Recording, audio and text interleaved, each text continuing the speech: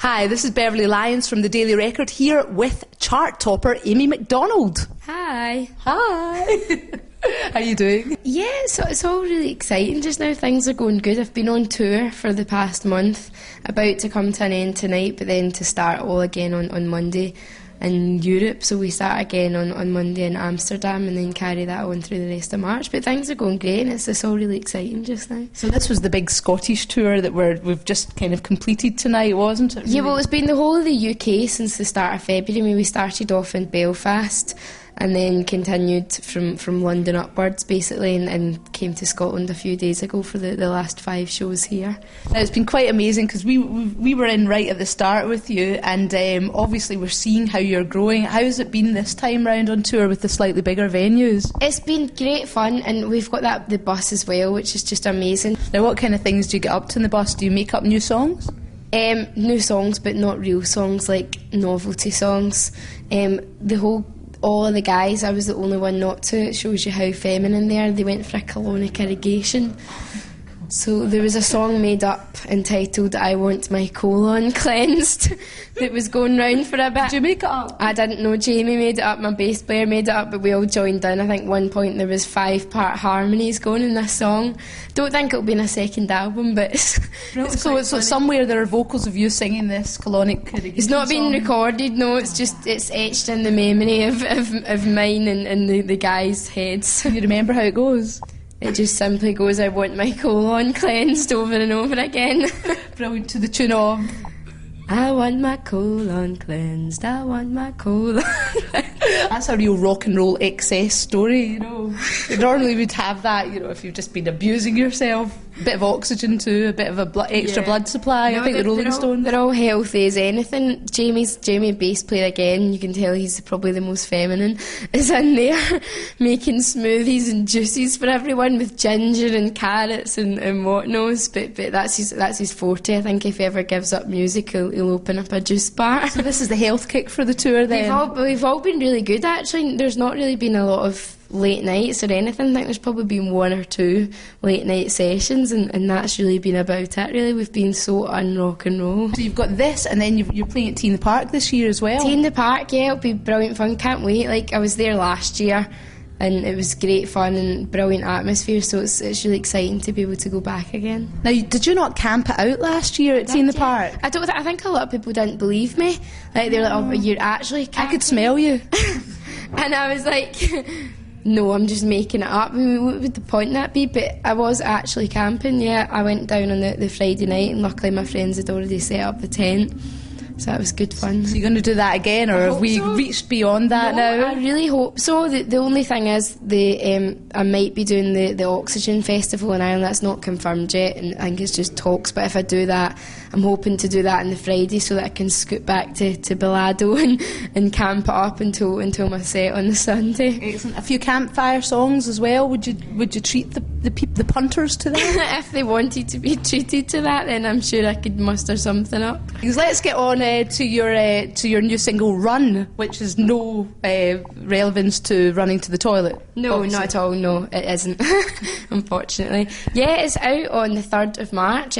Things going so well as well as they can go, and it's probably my favourite song off the album, so it's good to have it finally released. You sing it very passionately. Yeah, it's quite a powerful song. It was inspired by the Killers. I went to see the Killers play at the Carlin Academy in Glasgow and just thought it was amazing and thought I want to write a Killers styley song, and that's what Run was. Okay, so that's what it was. And so that's coming out, and then I've heard that you're re-releasing Poison Prince. I'm not sure I don't know if it's 100% yet. I know there's been talk of it, but I don't know if it's definite yet. Right, so okay. I'm not sure. We better not talk about it. I don't know. I don't think it's. I just don't. Nobody's kind of finalised things with me yet, so I don't know. I was just going to ask how you feel about that, because obviously it was your first song. It was your kind of starter song. I mean, I think it's good because that was a complete limited release, and there was never really any proper single to go with it. So even the great reactions we got from some people just from that was good, so hopefully it'll do well if it does happen. Would you write a song about Pete Doherty again? I don't think there's anything more to write. I don't think he's really changed his ways. There's nothing all that inspiring right now about him, so I don't... It's a shame you strummed with him, didn't you? Or he borrowed your guitar anyway. He's a lovely guy. He's really down to earth and extremely charismatic, and it's just a shame that he's kind of on the path he is. Just hope things will look up for him. I was, in your concerts, you're saying that you got some weeks off round about Christmas time and you were inspired to write a couple of new songs. Tell us about them. Yeah, I mean, I've always said, people say, are you writing when you're on tour? And I'm just like, no, because there's nothing that really makes me want to write anything. And over Christmas I had time off. I didn't plan to write any songs, I just planned to vegetate really and do absolutely nothing. But I just found myself thinking, I want to play the guitar, and they basically came out of nowhere. But it kind of put me at ease a little bit, because I saw how easy it is just when I go back to normality for a bit. It is actually really easy for me to do, and I find inspiration in the strangest of places. Okay, so we need to get you in a weird location, do we? Okay, we'll try and think of that. Maybe Europe.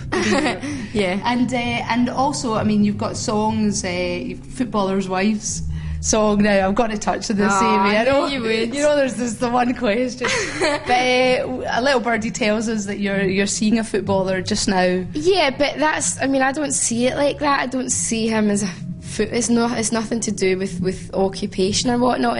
And the thing with the Footballer's Wife song, it's a song about obsession with celebrity and people being famous for no reason and being talentless and getting there just for simply who they're with or whatnot. So that's totally not the case with me. I mean, I like to think that I've got where I am from the massive amounts of hard work and effort I've put in, so it doesn't ring true that I don't feel bad for writing that song, because I still believe everything I said in it. Just because I might be going out with somebody that happens to play football, it doesn't mean that I've turned into some celebrity crazy fame hungry loon. I don't think that'll ever happen to me. So not a future wag at the moment. No, then. Definitely not. So life is good anyway. It is, it's very good, Jess. I'm very excited how everything is, and I'm really happy to crack on. I tell you what, there's one thing that I like to ask people when we're doing these podcasts, and it's really if you've got a party trick. I've got a really long tongue. Okay. So I'll try and do it side on, like... Wow. Touch my nose. That's amazing. Is that your best one? That's my best one, yeah. Everything else is a bit lame. It's fantastic. So enjoy your tour in Europe, and we'll be seeing you very soon. When you're coming back to Scotland Tea in the Park, is it? I mean, hopefully I'll be back in May. I've got two dates at the Glasgow Academy and one in Edinburgh, so that'll be something to look forward to. Brilliant. All right, we'll try and catch a wee chat with you then as well. Brilliant.